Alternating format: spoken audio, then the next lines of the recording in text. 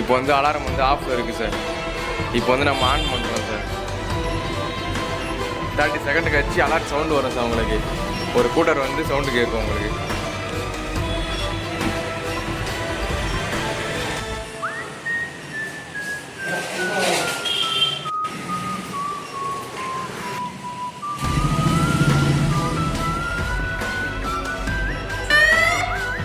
இப்போ வந்து alert sound வந்துச்சு சார்.